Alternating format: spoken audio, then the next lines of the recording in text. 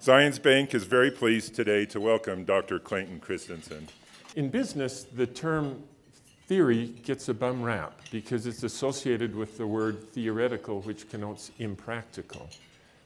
But a theory is a very practical thing because it's a statement of causality.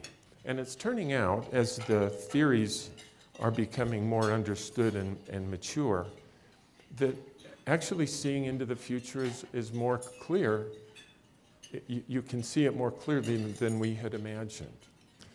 So I want to just describe the types of innovations that happen in our economy in which executives or investors might put their money in. In every market, there is a trajectory of improvement that customers are able to use. In every market, there is an ability to use improvement.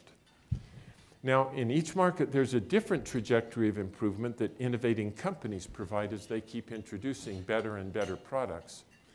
The most important finding about this is this trajectory of technological improvement almost always outstrips the ability of customers to use the improvement. Some of the innovations that help you go up that trajectory are just simple incremental ones. Others are dramatic breakthrough improvements. And every one of those steps sustains that trajectory that they were trying to accommodate. And that's the first type of innovation that investors could put their money in, these sustaining innovations that make good products better. Almost always, the industry incumbents win these battles of sustaining innovation. If you want to start a new company, you don't want to make better products that you will sell for better profits to their best customers, because they always will kill you. The second type of innovation I'm going to call disruptive innovation. I've got 3 concentric circles there. They represent populations.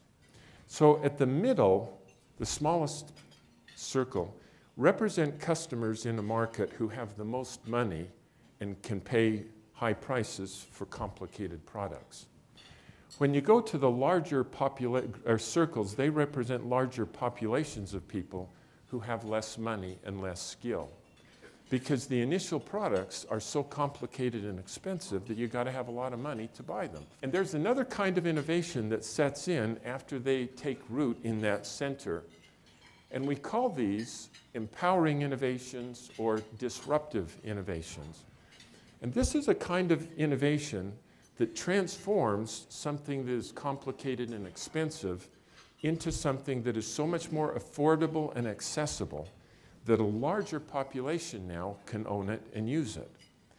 And in computing, this happened when IBM came out and Apple with the personal computer. All of the jobs in the world are created by empowering innovations. Almost never do the leaders in the industry in the blue win at this kind of innovation. Almost always these are entrant companies that win. There was a company in the Boston area called Digital Equipment Corporation. When you read explanations about why they were so successful, always it was attributed to the brilliance of their management team. And then the company just fell off a cliff. When you then read explanations about why this company had stumbled so badly, always it was attributed to the ineptitude of the management team. And the same people were running the show. How could smart people get so stupid so fast? They had to generate gross margins of about 45%, and some people were saying, our next generation ought to be better computers than we have ever made before. When you looked at those business plans, they promised gross margins of 60%, and they could be sold for twice as much money.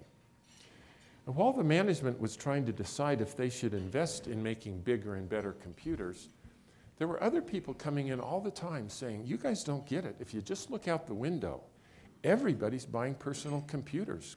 But when this opportunity comes, that is, to make a complicated product affordable and accessible, those principles of good management make it almost impossible for smart people to do that kind of investment. There's a third type of innovation that occurs, and I'll call this an efficiency innovation.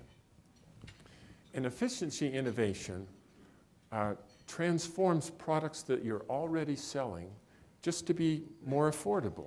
3 types of innovations. One of them create affordable products that more people can own. The sustaining innovations allow you to make better products than you used to be able to make. And the efficiency making innovations allow you to do it at a simpler price. There was a recession in 1991. That took 15 months for us to get back to the prior peak. Now it's been 60 months and we're still nowhere near the prior peak. And so there truly is something fundamentally wrong. So let me go on the left-hand side, starting again with these empowering innovations. Because they make things affordable and accessible, a lot more people buy the products. And that means they have to hire people to make them and sell them. Over the last 100 years, almost all of the jobs in America were created by that kind of innovation.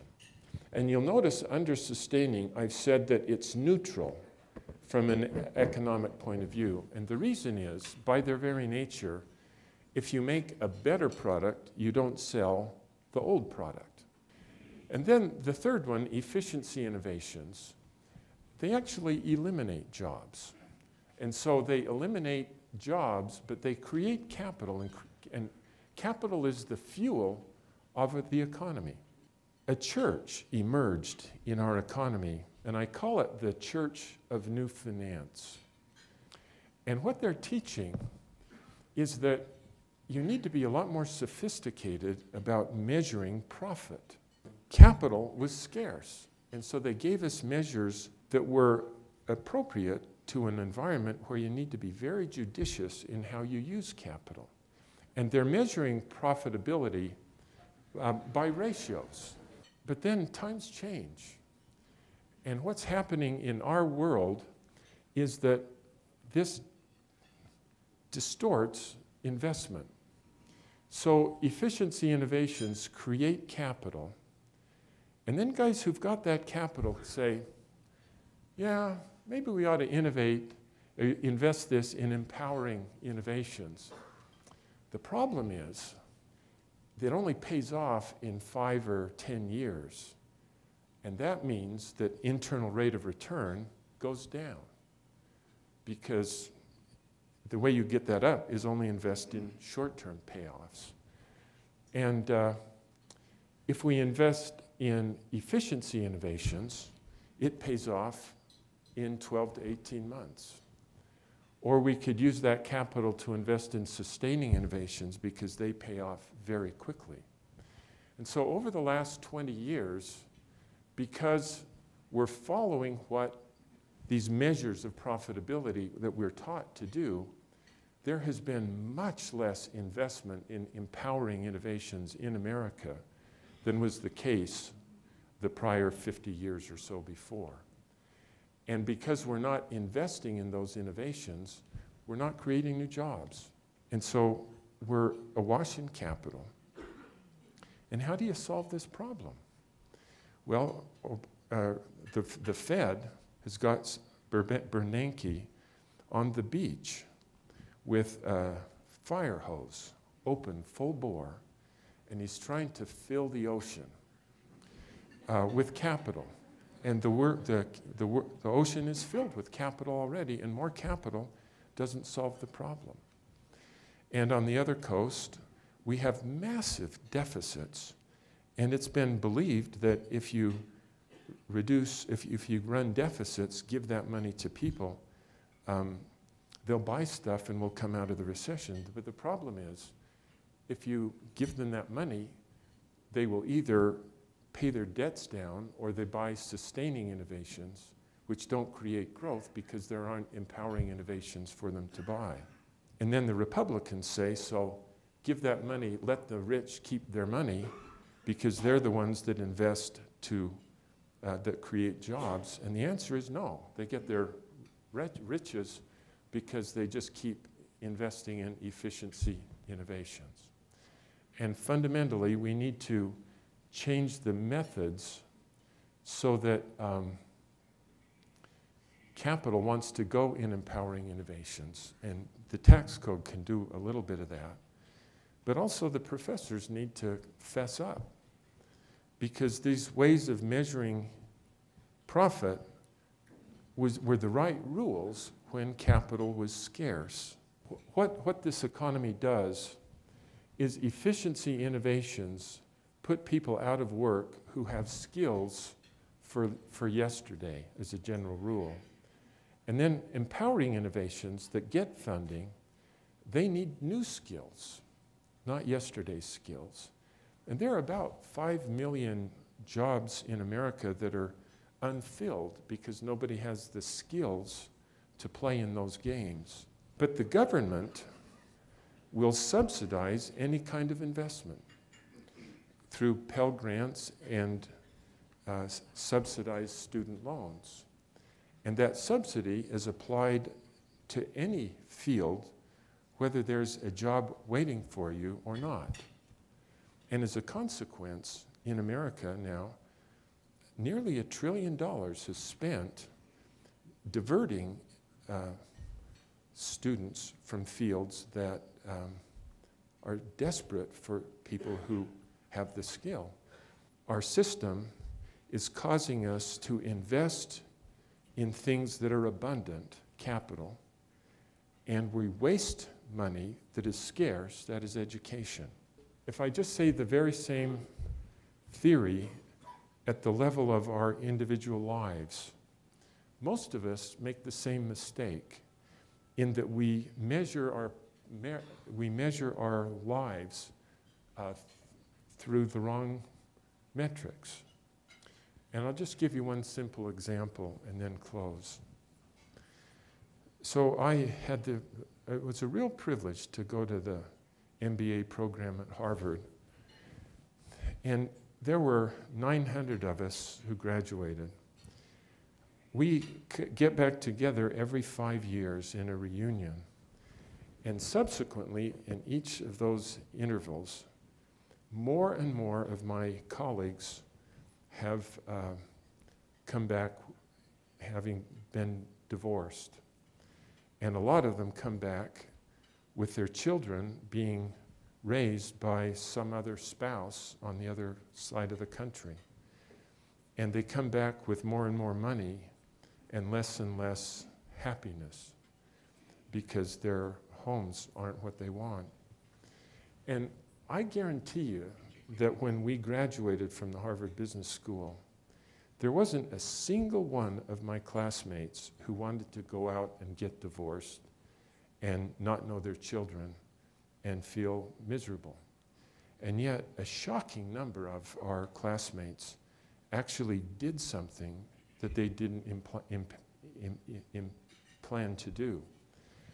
And the reason is that inside of our minds, when we have an extra ounce of time, energy or 30 minutes of time, we have to decide what we invest that time and energy in. And almost all of us are driven to achieve. And if we're driven to achieve, what that means is that the way we measure things is we will invest in things that give us the most tangible, immediate evidence of achievement. And our careers provide the most tangible evidence that we've achieved something. On the other hand, our kids don't show any evidence of movement because we measure profitability by tangible, immediate evidence of achievement. We invest in things that take us where we don't ever want to go.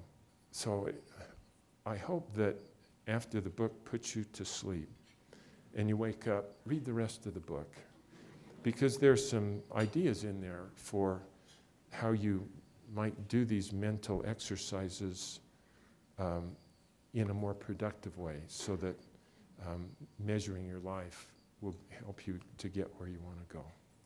And so I just want to thank you for making this to be such a wonderful place. And God bless you in all that you're doing.